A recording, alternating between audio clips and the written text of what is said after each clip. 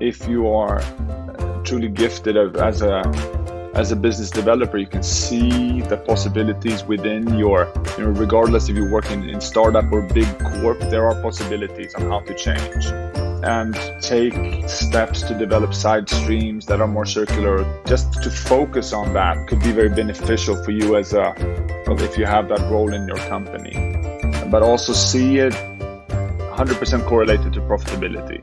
So because it's a very hard sell if you sell it as something that is only sustainable. At a macro level, the global economy will contract this year and at the best stay flat next year. How do business developers achieve profitable business growth in such a macroeconomic environment? Welcome to the Business Developer Podcast with Sujay, a source of inspiration for business developers. By listening to this podcast, you may gain some ideas, inspirations, or food for thought towards your own journey of developing your business successfully, now or in the near future. Thanks to each one of you who liked the previous episode with Priyadarshini Sharma, wherein we discussed how marketing could create a positive impact towards profitable business growth, and also the pitfalls to watch out for. In today's episode, we shall talk on the topic of sustainability contributing towards profitable business growth. Today's guest is someone who wears multiple hats: a strategist, a startup mentor, and someone who is developing his own consultancy business. So without further ado, please join me in welcoming our guest, Axel Boethius. Hello, Axel. Welcome to the Business Developer Podcast. Thanks for taking out time to join this episode. Thank you so much for allowing me to participate. Glad to be here. Great, Axel. Just to give you a brief, the goal of this podcast is to make a difference in the lives of the business developers who are working hard to develop their business, who could get inspiration by listening to the content shared through this podcast, by listening to experienced individuals like you and from your perspectives and learning. So to get started, Axel, can you tell us the story of your life? The short story. Always been interested in making things work in a better way and becoming more efficient. Inspired in part by Swedish cross-country skiing, Gunde Svan, always trying to be faster in any way possible. And the way I ended up working in a field of developing sustainable businesses is after my university studies, I started working for a recycling group called Stena Recycling, where basically because I considered it kind of cool to trade recycling commodities such as ferrous steel and so on. And I ended up standing on a landfill. And in Sweden, we only landfill about 0.5% of our total waste. This compared to maybe 50, 60 in the States, and even more in countries in Southeast Asia. But standing there, I realized that something was not working in our system, and with that as a North Star, I've been developing career-wise towards where I am today, helping businesses become truly sustainable and trying to change the food system, especially. So that would be the short story. That's great. So, Axel, I was just very curious. I'm a little bit interested in philosophy, and your last name is Boethius, right? That's correct. So, are you anyways connected to the great Roman statesman and philosopher Boethius, who wrote the Consolation of Philosophy? I'm not. My last name is a preacher's name. So what they did in the early 19th century is that these people called Bo, which is a common Swedish name. He took the name Boetius, the preacher. Okay. But I felt a sting of pride when I was young, reading Catcher in the Rye, the famous book by J.D. Salinger, where in the intro of the book there's a quote by this very Boethius, the philosopher. And I showed that to all my classmates at the time. So yeah. Cool. I don't know whether you've read it, but one of the quotes that I like from there, which really caught my attention, is something called happiness cannot consist in things governed by chance or in the hands of fortune. Yeah, no, I can relate to that, and from my personal perspective, I'm not a big believer in chance. I'm a believer in synchronicity, and that whatever is supposed to happen is truly happens. So yeah, that might be my response to that one. That's great. But now, Axel, given your significant exposure you have, I would like to start this interview more taking a macro view. We all know the world that's around us, the COVID impact, and the shrinking global GDP. So I just read in the Global Economic Prospects report published by the World Bank in June 2020 that the impact of the pandemic and the damage is resulting in close to 5% contraction of GDP in 2020. And obviously, there are long term impacts too. Given this kind of a macro environment, how should business developers still manage to start a business, develop, or grow their business? Well, I think we have to get used to maybe not a negative GDP as we've experienced during COVID-19, but an economy that isn't growing, at least not in the pace, in the global pace of quite a few percent each year, but at a steady level. And there's quite a few economists working with this concept of a non-growth economy, and that has been on a very systematic, visionary, 10, 15, 20 years level. But I believe that the time is now, that companies have to consider their business model and how that would work in an economy that isn't growing. I see it a little bit as we've always had, money in our wallets, and now for the first time we're running out. And that's, when creativity and efficiency and resourcefulness is really showing, where and how can you develop your business models to work without using up too much of the planetary resources that we have. And that is, I believe it's possible, but we have to work in different kinds of business models. It can't be produce, transport, sell, transport, consume, and then dispose of, maybe in a landfill or maybe in an incinerator in the Swedish case, more often than not.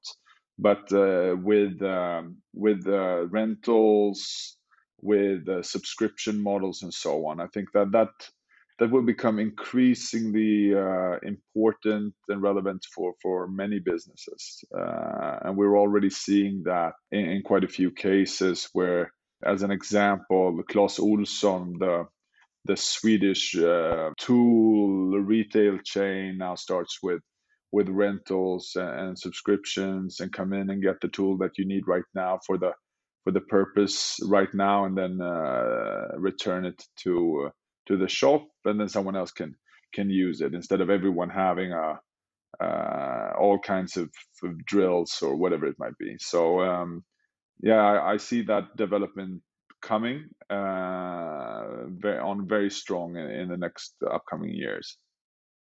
Yeah, I think you are then hinting towards the shift from linear to circular economy that is happening and all the focus on sustainability. On the word of sustainability, Axel, I did a Google search yesterday and there were 800 million results that show up. So, what's your view on it? Is it a hype or is it more now seeing as a reality? Well, my title has been now for a few years sustainability strategist, and I've grown quite tired of that title. I see myself as a strategist with no prefix to that, because you can't have a long-term functional business model if you're not sustainable. It won't work. And now also, from an investment point of view, this is starting to show. So if you want to get funded and have a long-term investment strategy, you have to have a sustainable business model. And today we will also misuse the word as being more or less sustainable. In my mind, you can only be sustainable or not sustainable. You can't be 80% sustainable, because that means it's actually not sustainable. So taking back the word of how it was put in the beginning, how it was developed, we can't take the resources from our children and use it today because it just won't work. So I think we're tapping into true sustainability. We will do so, at least. We will be needed to do so, if not anything. Yeah, well said. Because I also share your view, Axel. Because just by using that word system, somewhere you're using too much of it. It should become like profitability of business, right? When we talk about profitable growth, it's either yes or no. You are profitable or not. Similarly, that's like sustainability. It is either sustainable or not, right? Yeah, exactly. Black or white in that case. Yeah. I'm sure you might have also heard about the phrase by John Elkington when he talks about profits, people, and planet, Mm, right? That's, I believe, a very simple way of putting at how businesses should look at. And it's not that sustainability means something like only for a non-profit business. So it goes as a key facet of a business, right? absolutely. And we also have, when it comes to the organization and how to develop our organization, so that we can have the organization with all its functions, with sales and procurement, and then have sustainability on the side. Right. A 3 people team and a 1,000 person organization that works with sustainability issues. The head of sustainability should be the CEO. I think that's a good way to put it. Yeah, exactly. If I again take my example to the profitability analogy, there is no head of profitability, right? Exactly. Everybody in the business is responsible to drive profitable business, Exactly. from the CEO to the stakeholders to the person who is interfacing the customer or operations. Yeah. So that thus should be the sustainability view embedded into every function, every day of life, Yeah. right? I don't know whether you've seen that. I have seen it in examples like in older banks. I used to see they used to make a day called a customer service day, Yeah. as if only on that day they are going to take good care of customers and not for other days. No, but exactly. And now everyone knows that if you don't take care of your customer, you won't have profitability. You won't be profitable long term. And but I think that's very interesting. And but it's also a hard voyage, because if you're not sustainable today and there's only black and white, then how do you take these baby steps to come there? But I think that also most businesses that start up are not profitable from day one, Right. and that might also be the case when it comes to sustainability. Yeah. But maybe you have 2 years where you're developing, and maybe you can't make all the right choices if you're developing some sort of physical product to be 100% sustainable from day one. But you have to have a target, as you have a profitability target, Yes. that after 2 years, after 18 months, you have to be profitable and sustainable, for example. So you can take steps, and you have that as part of your strategy. That we start with this kind of packaging as an example, coming from my background as a recycling expert. But then we develop that, so within 12 months we have a more sustainable packaging, for example. Yeah. But in comparing between sustainability and profitability, I believe one of the challenge with the sustainability side is the it's not hard numbers that you can measure with so easily. Because profitability, it's quickly a maths, and then you see the whether profitable or not. But sustainability, there are lot of qualitative aspects to it. Mm. Do you see something emerging where sustainability is getting much more easily measured or then communicated, that I believe will help people to then compare and see where they stand on a ongoing basis, on a day-to-day basis?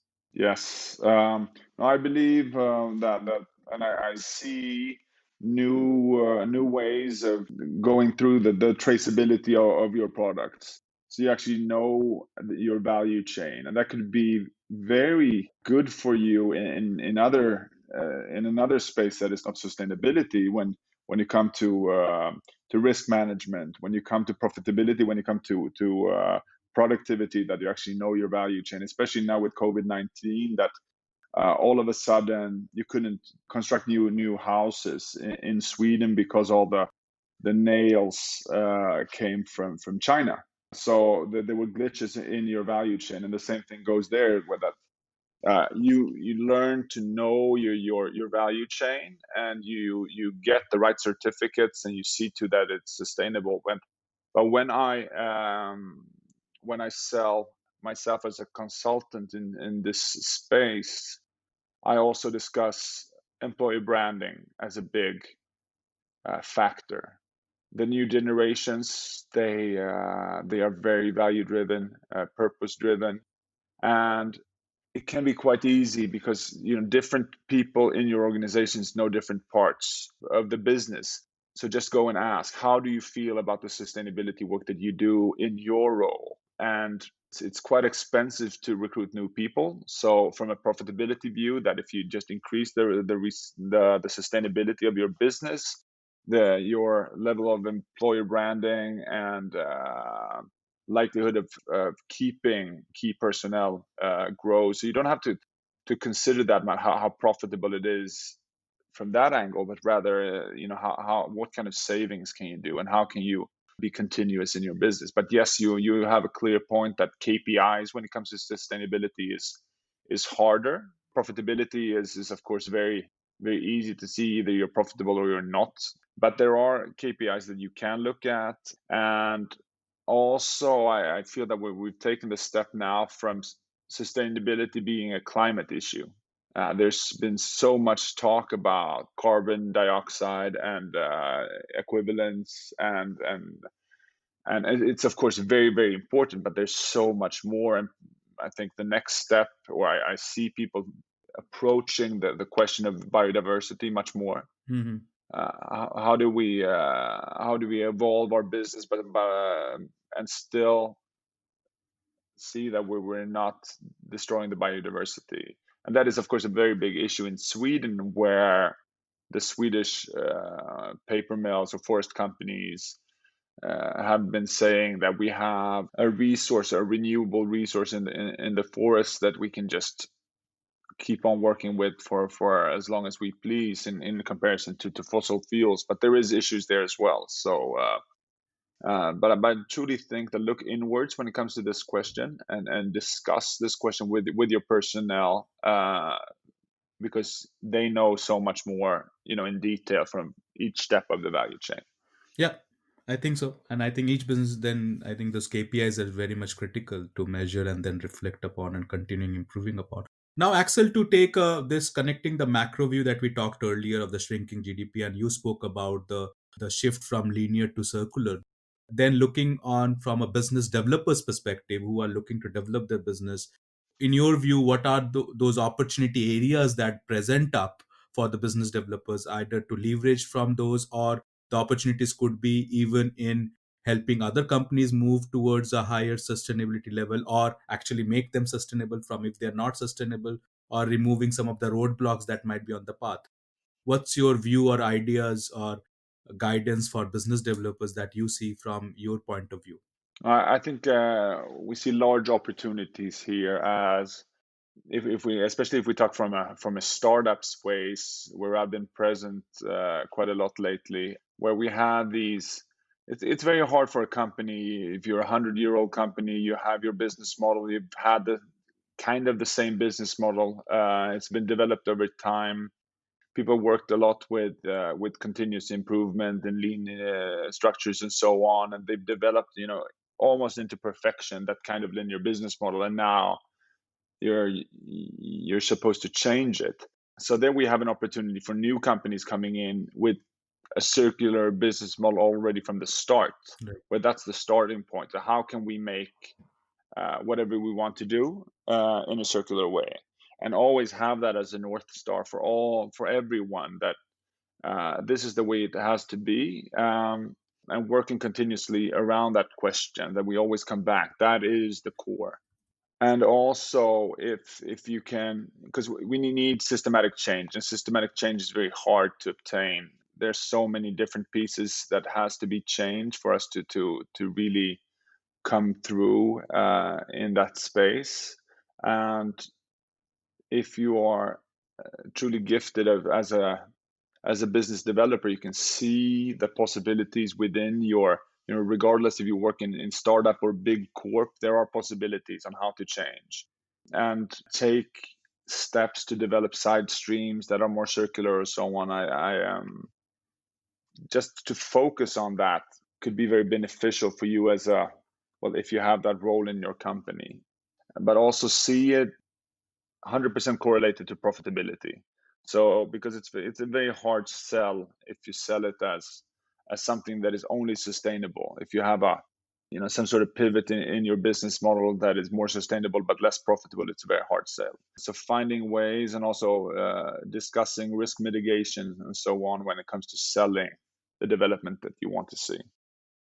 That's cool. I think that's great. And as I said, just repeat that three pillars: people, profits, and planet. So if you keep everything Mm, on those three perspectives there, that's how you can then achieve those that objectives or achieve those initiatives that you're trying to make it work. for sure. And now you talked about the startup thing as you spoke, that lets me thinking in that direction. Can you give some advices based upon your experience of working close to the startups? You might have seen a lot of successful startups versus some startups that may not have gone well or failed. In your view, what are some of those key reasons that differentiates the successful ones versus the ones that didn't work? Is it a matter of again luck, connecting to the philosophy and we should not keep things in the hands of fortune? So what's your view, Axel? My view is that you have to continue to move the needle, and especially in these times where we've experienced and seen business models based on people going to the office in the morning or towards the horeca in hotels and restaurant businesses and so on, and people stopped coming to the office or people stopped traveling, and all of a sudden you stand there with a business model that just doesn't work, and that's basically what divides the good entrepreneurs from the great is, in a time of crisis, that you're able to pivot and that you're able to keep the energy and move into a new space and continue to develop that and continue to move forwards, and also learning. I believe that learning from other businesses. We've been now in an accelerator where quite a few different companies and entrepreneurs have been working side by side, and just seeing one business model and bringing it into your own, and just helping each other out, looking outside the box, outside your sector, to see innovation, to see possibilities, to see how to handle data or so on. I think that's a key factor when developing a startup. Interesting that you mentioned, Axel, the accelerator part. That's what I was leaning toward. My next question is, what benefits does accelerators provide to business developers? Because it's also a commitment of time and their energy where they could spend on other things like developing their product or meeting out their customers. And if business developers have decided to be a part of, what are the good practices they could or they should follow to get the best out of the startup accelerators? There's usually a mentor group connected to accelerators, and my advice there to any business developer is to use them, especially if they could be a potential or a customer or have connections to potential customers, because my experience is that people are really eager to help out, especially in these times. So just ask tons of questions and then try to solve people's problems instead of trying to come up with the problem yourself, and not having this connection of actually discussing it with the potential customer, with the potential partner that you might have in projects. And then also working once again with people from other fields. Maybe you can get new ideas or new potential ways of doing things by listening to someone that has worked in a totally different field. And there is a balance in between getting the work done and just searching for inspiration. But I believe that that's up in an accelerator program, because there is always content that you can take part of and so on. But just raising your eyes from the computer every once in a while is not too bad.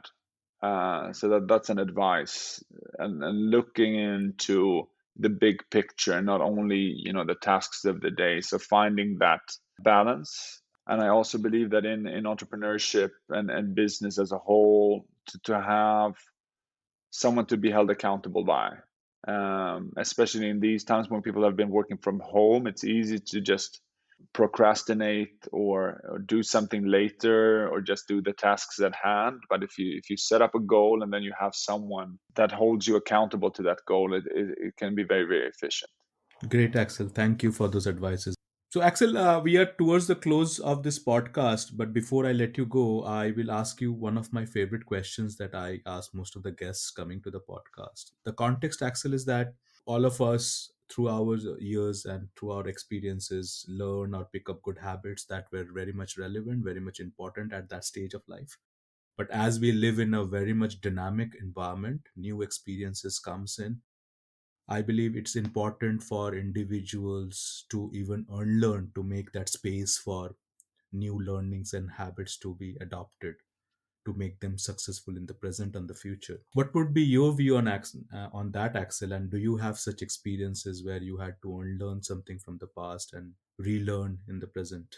Well, I have a master's in business, so basically working in a sustainable environment is relearning everything I thought I knew about business. Okay. I remember the very first thing in business school when in the microeconomics was that one unit for more for the same price is always better, which is not, it's just not true. So relearning, and sometimes it's better just to start from scratch. Experience is good, but not always great.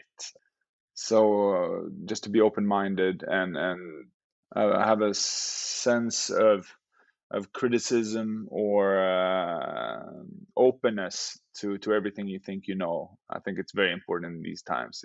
It's very interesting times and dynamic times, changing times. So yeah, being creative with that is something I try to keep myself accountable to every day, and just challenging everything. Thank you, Axel, for your wisdom, your thoughts. So thank you for the session today, Axel. If some of our listeners needs to contact you and connect with you and get some further ideas from you, how could they reach out to you, Axel? Well, you remember the philosopher's name, and then you have my name. And I believe in these times, if you know someone's name and this is a specific name, I think I'm unique with my name. So I'm on LinkedIn. So just reach out. My website is my first and then my last name.com, axelboethius.com. And then you have some more info if you want to reach out. So I'll be happy to take any calls or reach outs that I might get. Great, Axel. Thank you very much for this session. Hope you also had a good experience talking to this podcast and sharing your thoughts, perspective, and wisdom with the listeners and to help the business developers here. Thank you for today. Thank you so much. Sustainability in a business needs to be treated like profitability. Every individual and business function needs to inculcate it as a way of life. Inspiration could be taken from John Elkington's 3 Ps: people, profit, and planet, as the 3 pillars of sustainability. Hope this episode has helped you to gain ideas, inspirations, or food for thought to leverage sustainability in driving profitable business growth. Do give me a high five if you like this episode. I would also love to hear your feedback and suggestions for improvement. My contact information is provided in the episode notes. Talking of feedback, I have received an interesting feedback from one of the listeners. First of all, thanks to that listener for sharing the feedback. As per him, he has been observing that in the first round of listening to an episode, he is able to capture the breadth of the content in that episode. In the second round, he is able to capture the depth of the content. And in the third round, he is able to glean out relevant parts of the content which he would like to leverage from. And then in the fourth round of listening to the episode, those key points get ingrained in his memory. Interesting, right? I thought of sharing this feedback with you, with all the listeners here. Maybe some of you could benefit from that and consider doing something similar. We all wish to learn from each other, right? Also, if you know of any of your friends, colleagues, or family members who could benefit from the Business Developer podcast, do earn some good karma by recommending this show to them. That's it for now. See you again in the next episode of the Business Developer podcast. Stay happy, healthy, curious to learn. And remember, people, profit, planet. That's the way to go. Bye for now.